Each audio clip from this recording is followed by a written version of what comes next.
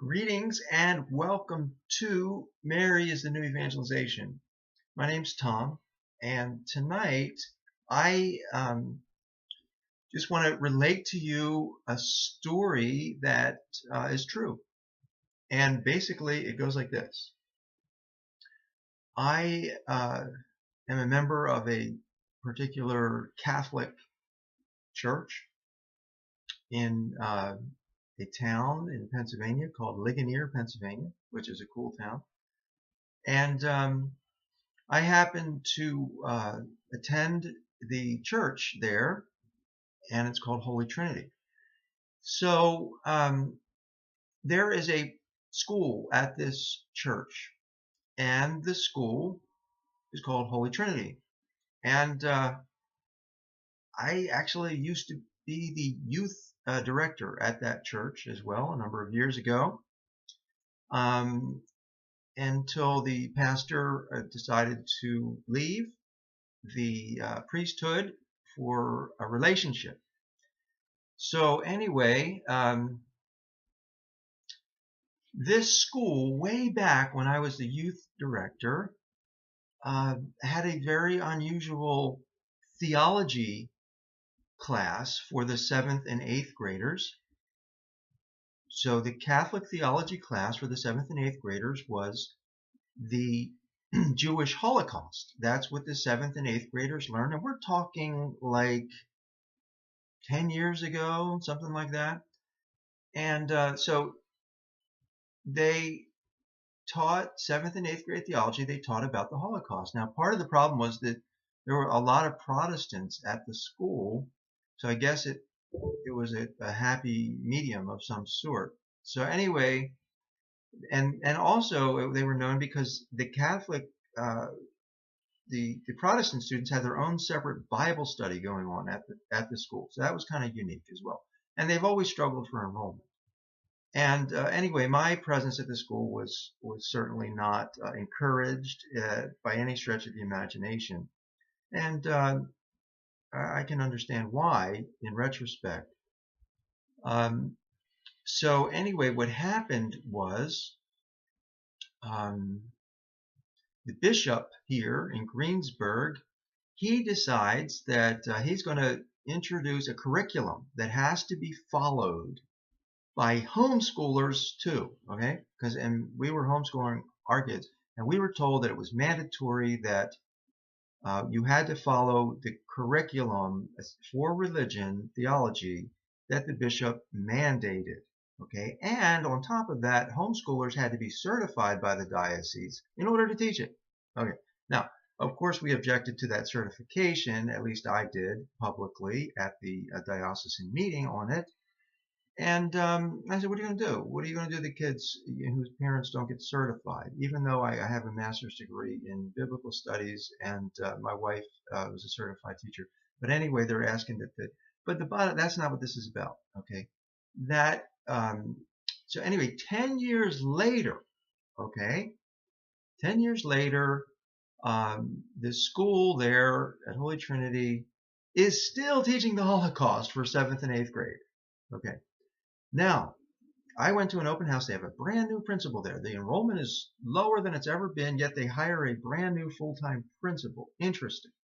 Now, very interesting. But nonetheless, very nice lady. And, I offered to help her with music, and she seemed, real open and receptive to that. Until, who knows what happened. But the bottom line is this. They are still teaching the Jewish Holocaust for 7th and 8th grade religion class. Okay, so this Catholic school is not in conformity with the bishop in regards to the curriculum. Okay, so they made a big stink that even the homeschoolers had to, follow it. Yet the school right there under their own thumb is not adhering to the bishop. So I tried, to offer my services to help, okay? And initially the principal was fine, but something happened when all of a sudden she informed me that she's not interested in my help, with helping with the music. So anyway, that took place. Now, like I said, I'm willing to help. I'm totally willing to help. And but if someone doesn't want our help, that's what Jesus said. You shake the dust from your feet. Okay, so all right. So what happens then is um, I called the diocese and I said, I remember there was a big to do about the homeschoolers conforming to the Bishop Brandt's curriculum.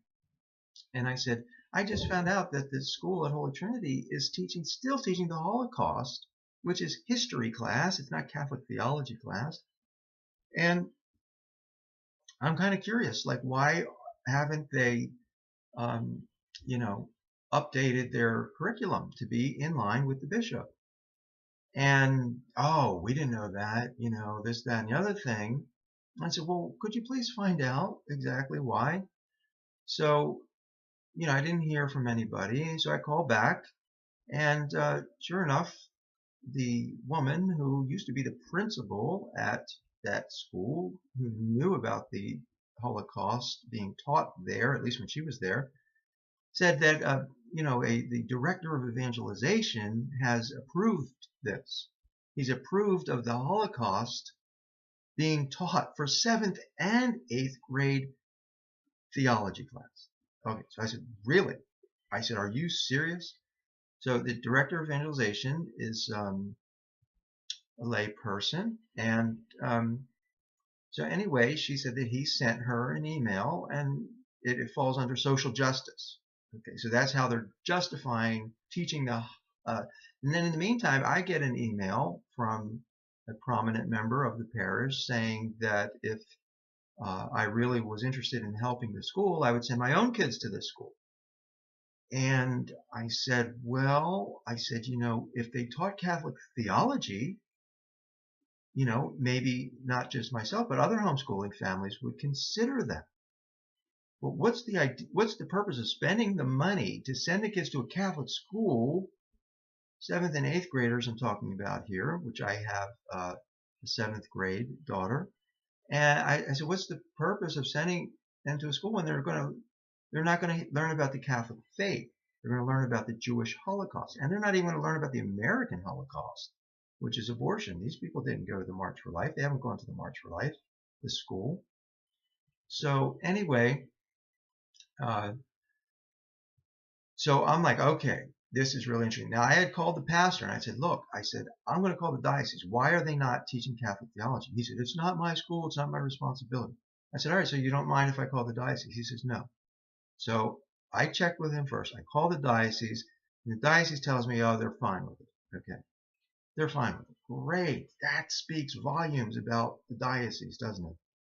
So I ended up at Mass there, and for the second time in a month, the principal gets up during the homily, okay, and she starts asking people to donate money to the Lenten diocesan appeal that would go directly to support the Catholic school. And isn't it your obligation as a Catholic school, as a Catholic person, to support a Catholic school?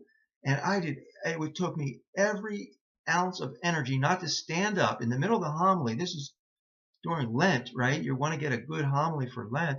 And she's telling people to give money to the Catholic school. Now, I didn't stand up. I probably should have, but I didn't want to embarrass my son who was with me. And but in the meantime, when I came to Mass that day, the Girl Scouts were in the back of the church selling Girl Scout cookies. Okay, now, this is not a troop that's affiliated with the parish, other than a parent whose kids maybe, go to the church, but that church does not sponsor any troop.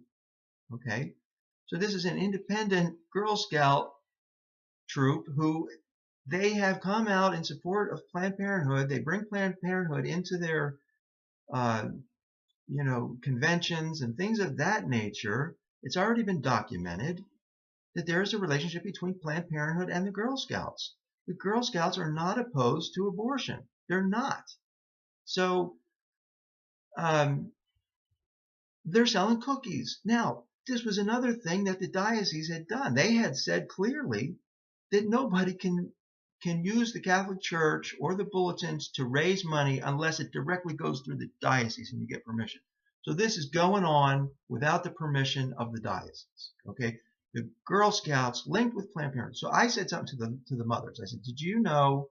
I said, "I love Girl Scout cookies." I said, "But did you know that the Girl Scouts have a relationship with Planned Parenthood? And Planned Parenthood is the largest abortion provider in this country. And as Catholics, we oppose abortion. We believe abortion is killing a real live human being." She's like, "No, I didn't know. I didn't know." Okay. So after Mass, of course, Father's always greeting people after Mass. So I said, Father, I said, these ladies are selling Girl Scout cookies. I said, I don't understand why. I said, we're opposed to abortion, and yet Planned Parenthood is clearly connected with the Girl Scouts. So why are they selling Girl Scout cookies? "Oh, why are you telling me this?" Because you're the pastor." "Did you tell them?" I said, "Yes, I did tell them." And I said, "And also, Father, during the homily, you had the principal stand up and ask for money for a Catholic school, and you're not even teaching Catholic theology." Now, I had talked to him before about this, so he knew I was specifically referring to the 7th and 8th graders. So he, in turn, in front of my son, says, "You're a liar," and walks away. I said, "No, you can't call me a liar and walk away. What am I lying about? You're saying that we don't teach Catholic theology. I'm saying in the 7th and 8th grade you don't teach Catholic theology." I said, "And then you're letting the Girl Scouts sell cookies." You know what he told me? To leave. He said, "Get out." He told me to leave. And he walked away. So I get kicked out of my parish because I wasn't yelling. I just was speaking the truth, that this is unacceptable. It's completely unacceptable. So he tells me to get out. So anyway, I took my time, but I got out. Next day I called the diocese. I said, I was just kicked out of my own parish because I questioned why we were having Girl Scouts selling cookies and why they're not in conformity with the bishop's curriculum for religion. And I left a message. Well, I got a call back from the parochial vicar, and he was very nice. And he said, it's a burden to him because he was a Boy Scout his whole life. And he's saying that they should not have been selling Girl Scout cookies if they were not an officially sponsored troop of that parish, and they were not. So they were clearly in disobedience on that level. And the fact that they're connected to Planned Parenthood, and the United States Catholic Conference of Bishops has also confirmed this relationship. Now he's trying to say, well, the Girl Scouts in southwestern Pennsylvania have a special relationship with, blah, blah, blah, blah, blah. So, but the bottom line is they were not. They had no permission to be, other than the pastor gave them the permission, right? So I said, well, he kicked me out. He said, told me to leave. He said, well, that was over the Girl Scouts. I said, well, what about the theology? What about this? Well, we just hired someone new, and they're supposed to be, getting this all straightened out. And so, it's just going to take a little bit of time. I was like, okay. Well, I said, apparently someone from your director of evangelization clearly said that it was okay. So I said, and I'm sure, Father, you're very well educated and you understand that the Holocaust, the Jewish Holocaust, is part of history. Okay, and if you're going to tie it into Catholic theology, you got to talk about Maximilian Kolbe. You talk about martyrdom, you talk about the Catholics who hid Jews in their homes, but that's not going on. I mean, we're getting a secular. It's I haven't sat in on the classes, but I have talked to people who were disappointed, that their kids didn't get Catholic theology there. So, whatever, they gotta answer for that. But the bottom line is this, guys. I get kicked out of my own parish, okay, I didn't turn the tables over like Jesus did. I didn't do that. I just spoke the truth. and I get kicked out of my parish. So welcome to the current state of the church. And, Jesus said, shake the dust from your feet. He clearly said that. He clearly said that. So, I said what I had to say, and I notified who I had to notify. It's sad to me to get kicked out of my parish, especially for, trying to uphold the sanctity of human life and trying to affirm the bishop and Catholic theology, and I get kicked out of a Catholic church. I mean, that's the craziness of the times we're living in. And so it shouldn't surprise anybody of what's going on in the church. Now, what is the reason behind this? Okay, you can always defend wrong. You can defend the Pharisees. You can defend the Sadducees if you want for, treating Jesus the way. If you really want to do that, you can do that, right? Jesus was a troublemaker. Jesus, he didn't know when to keep his mouth shut, whatever. And then that's on you. All I'm saying is this. If you are lacking in courage to speak the truth, you're seeing the same stuff I'm seeing, but you're not doing a thing about it, but maybe talking about it to people who can't do anything about it, right? So what are you doing about it? That's the question. Oh, well, we got to be obedient to the bishop. Obedient to the bishop? They're not obedient to the bishop. They're not following his curriculum. They're letting the Girl Scouts sell cookies in the back of the church. 2 strikes of disobedience right there that I'm calling them on. Then I get kicked out of the church, and the priest I talked to from the diocese, he didn't, tell me that, hey, I'm sorry that, you're welcome to stay at that parish. You have every right. I appreciate you standing. No, he didn't do that. He just said, hey, I feel bad. You know what I mean? Like, he didn't take any personal responsibility for what this pastor did. So, I have to pray about, what to do, where to go to church now. And it's something that I'll deal with.